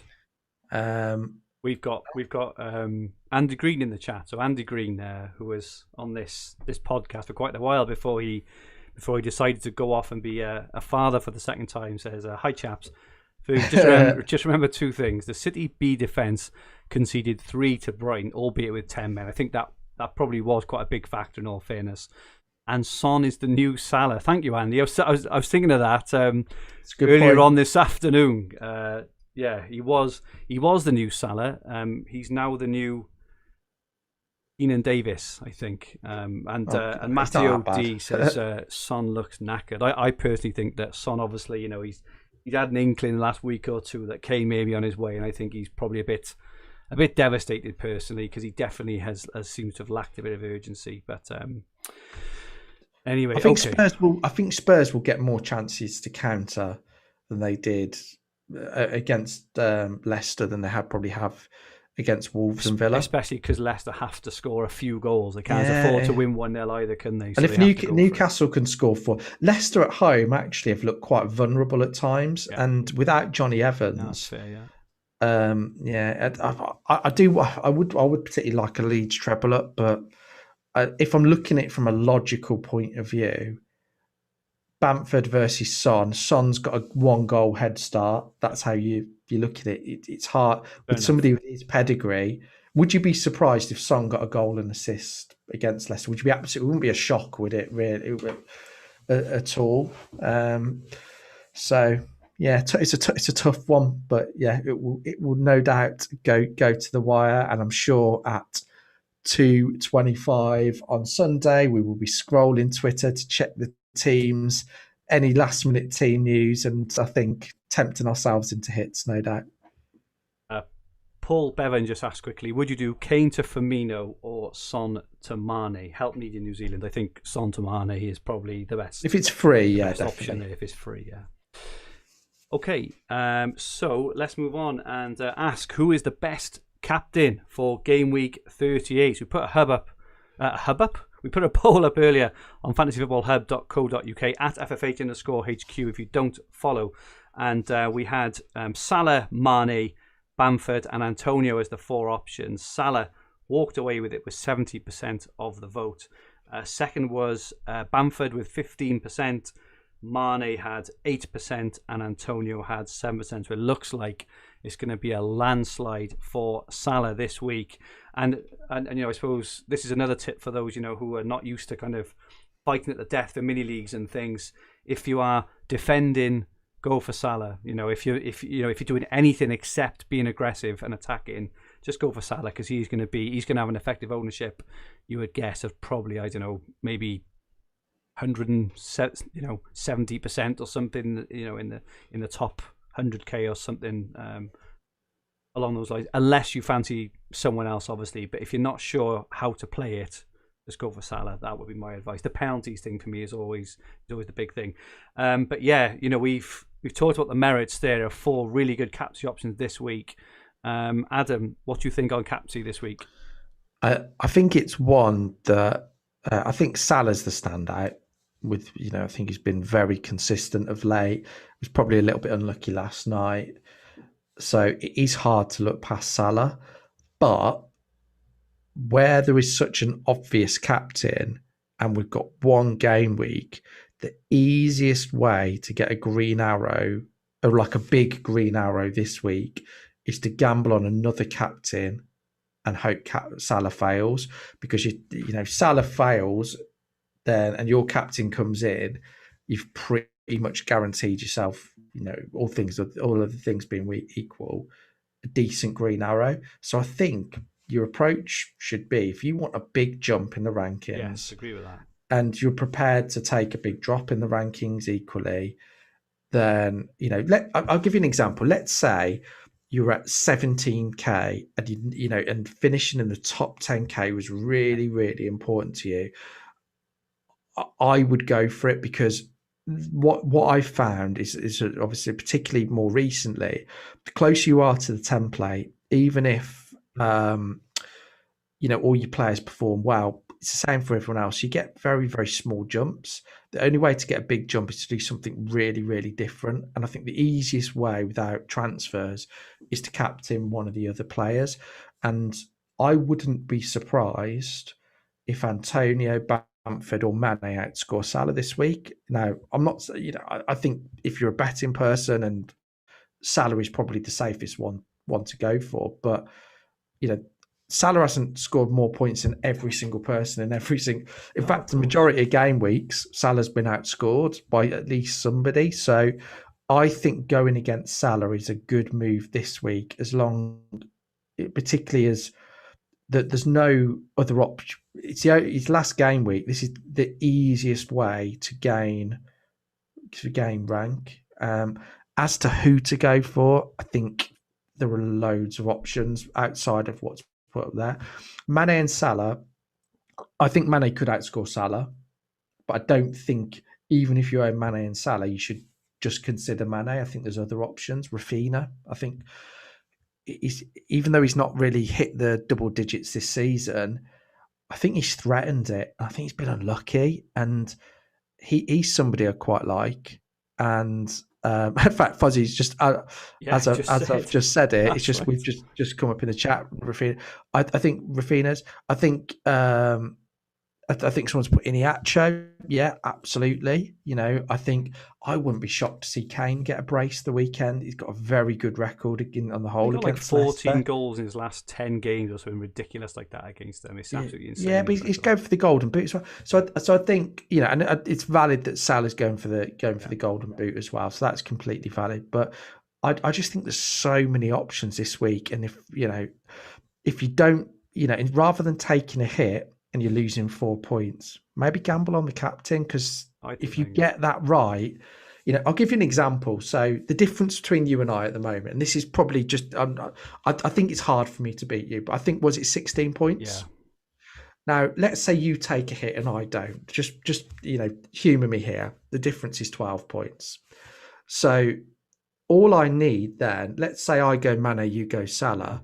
Let's say that Mane gets a goal and assist and Salah doesn't get anything. All of a sudden, that's really closed the gap. And all of those things are possible. It wouldn't be the biggest shock for Mane to get 12 points and Salah to get 3 or whatever it would be. So I just think you have to. I'm unsure who I'm captaining, but I'm very tempted not to go with Salah. If Salah's, he's probably the obvious first choice. Of course he is, absolutely. Who would you fall to then? Who would be the person, regardless of whether they're in your team or not now, who would be the one you would be tempted to put the armband on as a real, as a chaser? Because I would probably say I prefer Bamford over Mane.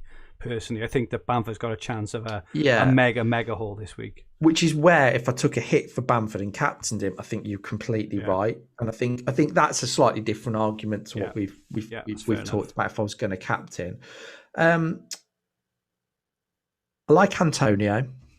I do like Antonio, and I think as much as he's looked, I think, fairly sharp since he's returned. I agree with you on Bamford, Rafinha. So if I'm probably, let's look at it a different way. We've looked at all the games that stand out to us where there could be an absolute thrashing on the cards. And I think this is the way to look at it, because then who could get 2-3 attacking returns? So the games that stood out to us were Leeds versus West Brom. And so who would you look at? Bamford. I think Rafinha is an option, and I'm tempted by him. I think West Ham versus Southampton, I could see that being 3-1, 3-0. So you'd maybe look at Antonio. I do think Liverpool will win comfortably, but like last night, and I think the last 5 or 6 goals for Liverpool have been scored by different scorers. So the goals could be spread around for Liverpool. That's quite possible. Salah hasn't been playing very centrally, I've noticed. He's been hanging around on that right-hand side again. Mane's much more central than Salah, I would say that. Yeah. I don't get me wrong. I think Salah's been very good, and I think all being equal, if I would captain Salah, but I just think if the last game of the season, I think there's enough other options to take a punt and to hit your rank goal. So I think I'm about 50 something K. I've not checked exactly. It's probably on the screen, isn't it? And I still don't know. So if I go with Salah, I'll probably, the best I can hope for is probably just within the top 50K finish. If I went for somebody else, I might be able to get 40, 30, 35K. So, yeah, we'll see. But I do think, it depends what you want to get out of this season, and if you can't take a captaincy gamble in the final game week, that's fair enough. When can you? Yeah, no, I think that's fair enough. You're captain Salah. I used to be on Salah, but it's only because I think he's by far the how far are you best option. I don't. I'm 40k, but I'm happy. Yeah, I'm consolidated in a mixture of mini leagues, so I'm perfectly happy at 40k. If I was going for if I was trying to get a 20 or 30k, I'd be tempted to go for Bamford maybe, or maybe Antonio over Mane personally. But if you were a question, let's say you were second overall, and you were like 15 points behind first, would you gamble on it then? Oh, definitely. Or would you think, no, you definitely would. 100%. I think you've got it then. Yeah, and there was a couple of points earlier on. Relic Returns, a couple of other ones said about if you don't captain him and he scores a couple of goals, which is reasonably likely, then you're kind of, your rank will absolutely plummet because of his effective ownership around that. But as long as you know that and you're happy to take that risk, then that's fine. But obviously know that. I think that's the point I was making at the start. Is know what will happen if you go against him. Your rank will take an absolute nosedive if Salah bangs and your captain doesn't. Whereby if you captain him, you're very likely hold rank across the board. But I take all your points on board. It just depends what you want to get out of it. And exactly. I think if you're chasing that mini league rival, you're you're 15 points behind, and you want to beat them. Almost, we've just said that Salah's effective ownership will be 170% or whatever it will be. Everyone will go there. You know that your mini league rival is going to go that way. You can say with a good degree of certainty, particularly if they're winning. So the only way you can beat them, and the only way you'll make up 16 points this game week, is if Salah doesn't haul and your player does. And I'm not saying that's easy. The chances are Salah does fairly well, but if he does and you both captain Salah, you're probably not going to win your mini league anyway, are you? So.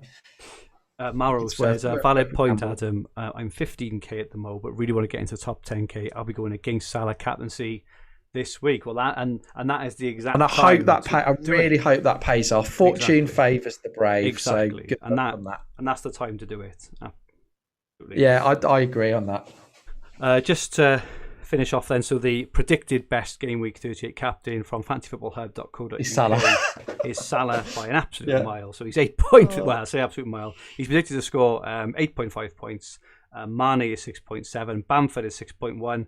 Alexander Arnold is 6, and Firmino is 5.5. I'm quite surprised that Antonio isn't higher up there. But for Liverpool, what idiot would tell you not to captain Salah based on that? You'd have to be pretty thick, wouldn't you? Well, it's just I think a lot of the time it's understanding the context of your situation and knowing what will happen. Obviously, if something's go well, but also what happens if it don't, because what you don't want to do is give advice to not you, obviously, anyone, give advice to someone to go for a differential captain to have a bit of fun, but then not realise that their 200k rank could drop to 320k as a result. Exactly. It's just understanding that and whether you're willing to take the risk.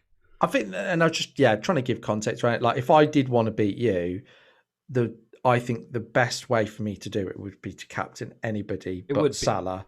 By a mile. Knowing that the outcome will either be that I'll fall even further behind, but our teams are too similar for me to catch up points elsewhere. I don't really think Ayling's going to outscore. I am thinking of captaining Soufal. I don't know, if you want. Yeah, yeah, we'll see. I'd love it if you did. You know what? Like, obviously, this is our first real season going kind of head to head in this. I don't want to make a big song and dance if I beat you, but I'm definitely ordering a crown on eBay if I do win to wear on the next one. I can tell you that. See, that is tempting me to go with something other than Salah now. Exactly. I think it's the only way I can beat you. So I think I need to decide whether how much you want to beat me. Well, yeah. Do I want to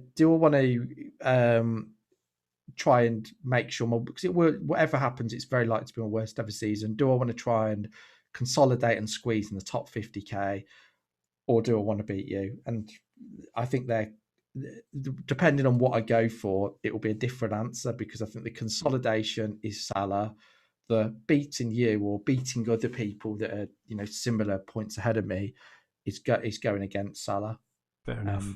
And getting it right, but there's a it'd be very brave to do that. But if you can't be brave on the last game week of the season, when can you? This is it.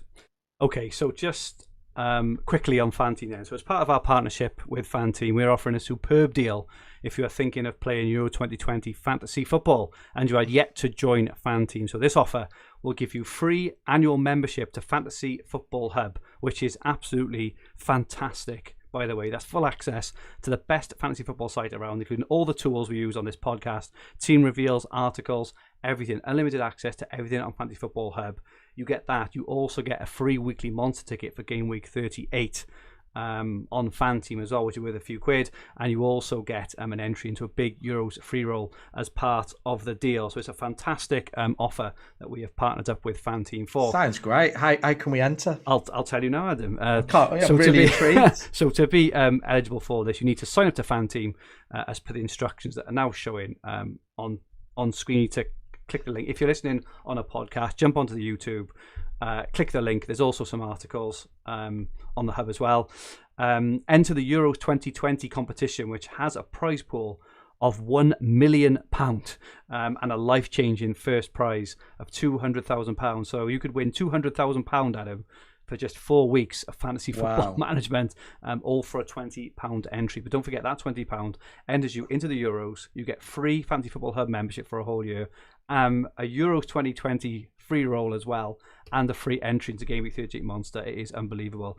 To reiterate, this is for new FanTeam players only. I must reiterate that. It's an absolutely incredible deal from FanTeam and Fantasy Football Hub. So make sure that you jump on that deal. It is an absolute superb. I'm not just saying it, because obviously I'm with it is an absolutely superb deal. Competition time for the final time this season then. So every week, all our YouTube viewers have a chance to win a Fantasy Football Hub mug. I haven't got it with me this evening. I took it downstairs. I'm trying to stop to drink coffee in the evening. Coaster. The Keenan Davis coaster is what we're going to have in the summer. Definitely. They are fantastic quality mugs. We're selling them too, along with other Hub merchandise in association with that FPL merch. There is a link in the description below. And also FPL merch has reminded me that if you're lucky enough to finish in the top 100k this season, he has a special mug selection available on his site, fplmerch.com, so make sure you look there. But the winner for Game Week 38, Ferran Torres, obviously got the hat-trick in Game Week 36. And Colin Cabs, you have won. I think you're from Uganda, Colin, so absolutely well played. You picked Ferran Torres. You have won a mug. Drop me a DM and we will get you on the mug list. And in Game Week 37, both Pepe and Andy Robertson scored 15 points each. Or scroll down earlier. First one I came to, Andrew Williams picked out Andy Robertson. So well done, Andrew Williams. Drop me a DM. You have won a Fantasy Football Hub mug. I will post it out for you. I'm loving all the stuff in the chat about you could win a toaster. It's like Bullseye. Apparently I sound like Jim Bowen off Bullseye. I must admit, I did enjoy I do enjoy the competition readouts. What was it with the if it would you've won a speedboat, but I live in Birmingham. It's like that was the old classic one of the ones who used to live in the middle of the country, used to win the speedboat. Absolutely superb. So yes, to be eligible to try, put in the chat who you think will be the top FPL scorer in Game Week 38. Also, please like the stream. So I'm losing track now. And subscribe if you haven't subscribed already. It is limited to one entry each. If there's a tie, we'll do a random draw for the winner. And who's your pick for Game Week 38? I'll go for Kevin De Bruyne. That's a good shout. Do you know, I haven't actually. I know I'm going for Rodrigo. Rodrigo's going to be on I nearly did say him. I think it's a good shout. Yeah, I tipped him last week, so we will see. We're having a few shouts for Keenan Davis. Daniel Roberts says I also guessed Pepe in the live chat. Oh, I'm sorry, Dan. You can only give one away, and obviously I came to Andrew Williams first. He gets Pepe. Apologies for that. Mauro says Fred, Game Week 38 top scorer. Mauro, you're going for it there. Clutching at straws there. And Gavino, he's gone for Alioski for Leeds. That's okay. That might not be a bad shout. He could get. That's actually a really good shout. Yeah, get some attacking returns and a clean sheet there. Okay, we will take a look for the final time this season at the top of our @FFH_Green Arrow Mini League. In 10th place, Craig S. 9th, Harry Jones. 8th, Chris Fernandez. 7th, Ethan Reno. 6th, El Kamali, who seems to have been there all season. El Kamali, he's had a really, really good one. Bert, I'm going to try it. So Bert has been on the DMs trying to coach me how to say his name. He is from South Africa. So it's Bert Van Pettigum, and I think that is the right way to say it. I've been saying it wrong all season. 4th is Daniel Haynes. 3rd, Douglas Wong. 2nd, Tammy Donahoe. All these names have been up the top for so long, but still top. Vigard Knutson with just a 7-point lead over Tammy Donahoe. So don't forget, whoever wins gets a special pack from us, Keenan Davis coaster, mug, all this sort of jazz. But you also get to come guest appearance on our first pre-season podcast of next season. I'm just about to chuck the mini league code in the chat. Helen Franks has gone for Aguero, so not only is she captaining him in real life in FPL, she's also doing it in this competition as well. See, chuck the mini league code, so somebody could just think, do you know what? I'm just going to enter this week because I'm ahead of everyone else. They would do well because they'd have to be above and steal the place. Wow, yeah. if number 1 is listening in the, number 73, or they could easily just. I would hope that number 1 would have more on his mind than a Keenan Davis coaster, but you never know. You might be right. I could think. Do you know what? Is part of Fantasy Football Hub, but you haven't joined the league yet, thankfully. Okay, so that is it from us. For the 2021 season. Many thanks to all our loyal watchers and listeners for their great questions, comments and interaction throughout the stream, but not only for this evening, but also for the whole season, and indeed all through lockdown. So obviously, it's been a really tough year for many people involved, it's been no different for us as well, right? And we've received so many kind and supportive personal notes from some watchers and listeners. We had a couple for this week. It really touched us, really. In terms of in terms of the impact that we can have just by doing this. Kind of a sense of community, a sense of a togetherness. We're all together, just having a laugh and a joke about football and fantasy football. But I would also just like to echo these sentiments back to all of you watching and listening to us every week as well. It's sometimes been tough coming on every week full of enthusiasm and the joys in spring, especially over the winter, right? It's been, it has been tough for all of us, but the interaction and support we have had all season has really helped me personally get through some really tough weeks at home. We've all got our own challenges and stuff. So I would really like to thank everyone who joins us every single week, either on the stream or, listens, any feedback we get, any DMs, anything else. We really, really do appreciate it more than you can know. So I just want to thank everyone because, as I say, this last year has been bloody tough for everyone. But, hopefully just having a bit of fun every week, has helped a little bit. Adam, have you got anything to add there on the end? Yeah, I'd agree completely. We made the decision early in the season we were going to go live, and it's gone much better than I thought. But the biggest reason is the interaction side of it.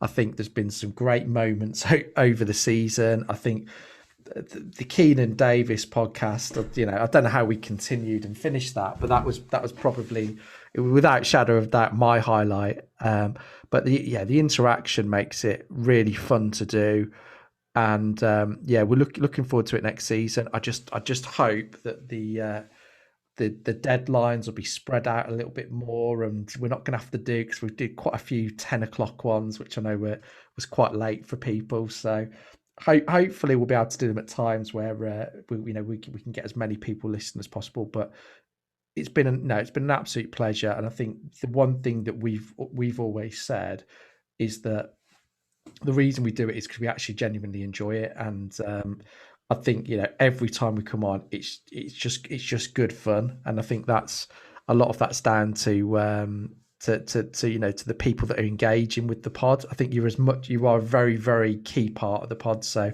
thank you very much. Indeed, and again, just to reiterate, and thank you so much now for all the messages that that are coming through. You've as I say, it's thought Fergie was going to burst into my way. And now, I best not. Okay, so we will probably do some kind of lessons learned podcast over the coming weeks. We'll do a review of our seasons, what we've learned, what we're going to go into next season with. But we're going to take a break first because, I'm sure everyone can agree it's been absolutely mad and need a bit of a kind of week or two to get our heads out of football and and go and speak to the kids for the first time in a few months or whatever else. But we will be back, and rest assured, more importantly, we'll be back with bells on in pre-season. Don't worry about that. And all the way throughout the 2021-22 campaign, we have discussed doing more than one stream a week. We've discussed coming on maybe on a Monday, on a Friday, maybe doing just a stream, then a podcast, or wherever it's going to be. We really enjoy it. So we really want to give you all as much content as we can, and we enjoy it as much as you guys. The Keenan Davis podcast, is everyone's saying what's Nahal saying? We started a Davis revolution. A revolution. But yeah, we will. We'll definitely be back and look forward to it next season. Okay, Adam, where can people find you if they want to get hold of you? On Twitter, Hopcroft13. Okay, and my Twitter handle is at FFH_Fergie. No, it's not. It's at, yes, it is. Is it? I was reading a comment at the same time, at FFH_Fergie. Just in terms of the Euros, so we've just had a couple of questions about streams. We're not going to be doing a live stream this Sunday. I'm away this weekend, which is the only reason why. Otherwise, we would have done a complete live kind of 10-game stream as we did last season. But I am away because I haven't been able to get a day off for the last the last few months, or whatever else. So we're not going to do that. And in terms of the Euros, there will be all sorts of Euros content, but both free and members on fantasyfootballhub.co.uk. One last plug for the hub. If you haven't joined fantasyfootballhub.co.uk, I just can't even begin to say what you're missing out on. I'm sure that everyone in the chat who are members can back that up as well. Join us for next season, right? It is the place to be. We've got everything you will ever need to be to be the best FPL manager that you can be. All the stats we use, all the articles we use, Will, Adam, myself, everyone else on the hub, we use hub tools for absolutely everything because they are the best around, and it is very, very cheap over the period of a season. It works out, what is it, like £1.50 a month or something ridiculous like that for all the value you get. So make sure you join the hub. Yes, Henry Saville says Ferguson losing it. I tend to do that. When it comes to this time of night, I get a bit tired. I tend to mix my words and all this sort of stuff. And James C, any plans for an FPL 2021 awards ceremony, guys? Would be great. I'm not sure. We'll have to think about that.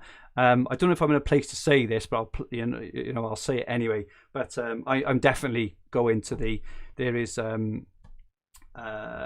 If you listen to either FPL Surgery, Who Got the Assist, or Planet FPL, they are having a hub. They're having a meetup in the summer, which I will be definitely attending. That, Adam, I don't know if you've seen it yet, but I've seen it. I'd like to go. So if I can make it, but if any of you listen to any of their pod, here I am inviting everyone on their behalf. But I'll definitely be going to that. Okay, I'll try and finish up. I always do this now at the end of every pod. I end up just prattling on.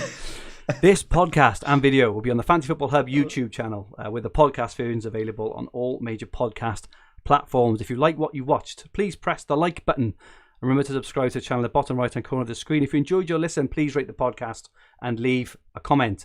Our handles on Twitter, Instagram, and TikTok are at FFH_HQ, and our podcast Twitter handle is at FFH_Green Arrow. So make sure you drop us a follow. Our website is fantasyfootballhub.co.uk, where you'll find everything you need for fantasy football all under one roof, including player comparison tools, the fixture ticker, Opta stats, top player team reveals, point prediction tools, and much, much more. I don't know if you've seen it, but Will on this channel is about to break the top 1K for like the 4th time, right? So, and he uses the hub tools for absolutely everything. I just don't understand why anyone wouldn't. But to join the tens of thousands of other fantasy managers and sign up to the hub to use all our amazing resources, just click the top link in the description below.